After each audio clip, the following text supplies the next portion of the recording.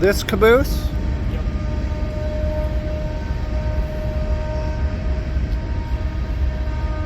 We're there anymore. Can't play with the big boys? Nope, can't play with the big boys anymore. He's confined to here. If he leaves here, he's got to be on a truck.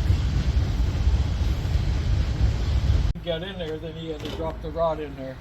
He had to guide that chain into that housing. Oh no. And they lost their.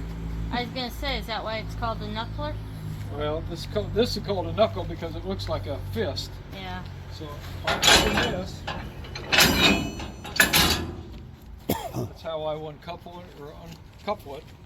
When the opposite coupler is the opposite end, the isomer, or the opposite of that, comes in, it will hit that.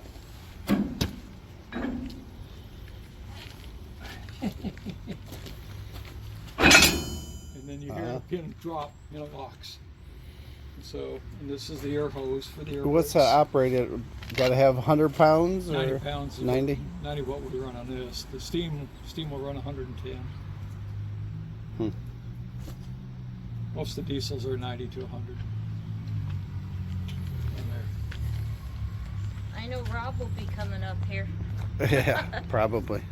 If he was right or dropped off, he would keep track of the the cars. So he's his counting. business. Has a pressure gauge, so generally at the back of the train, it monitored the air pressure. So you can see gauge there, and there's a gauge on the conductor's desk. And then the conductor and the brakeman would right above. They would watch for a hot box. They would watch for a hot bearing.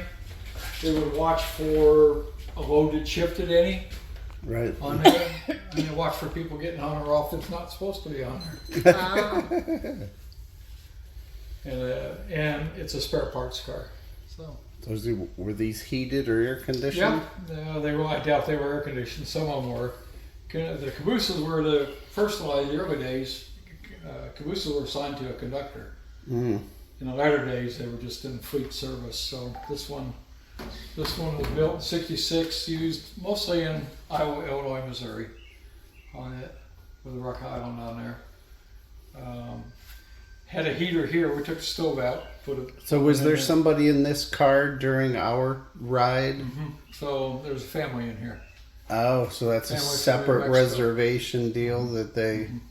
Yeah, you could have ridden down in the caboose with me, the other caboose, the bay window caboose. On there. So if they had height restrictions, they went to, this is called an extended cupola caboose. If you go up there, you can see it sticks out a little bit over, and they would look over the cars. Oh, right. If they had height restrictions, bridges and tunnels, then they went to a bay window caboose. Right. They looked down the side.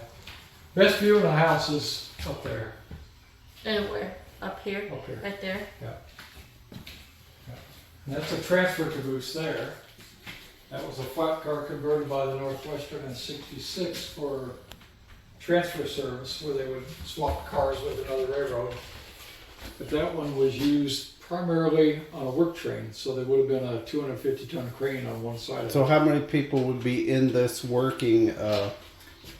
Generally 3.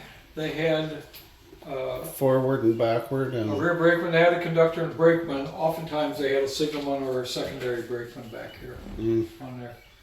And as the railroads got older and that, they were down to 4-man crews. Now they're down to 2-man crews. No cabooses. Caboose been replaced by Fred, Computer. flashing red light, little sensor. And so now, which is unreal, because if you got a 2-mile long train, we have the spare knuckles in that here. So now everybody's in the front of the locomotive. So those parts are 2 miles away from where you need them. yeah, and that a knuckle weighs about 60 pounds. Oh my. So That's they it. haven't been. They had to stop and they could rest. And that's what couples the cars together, Yeah. the knuckle? Yeah, I'll show you here on it. So. Yeah. So they took the engine off. Do they store it in a building at night? Or? It's over here. Yeah.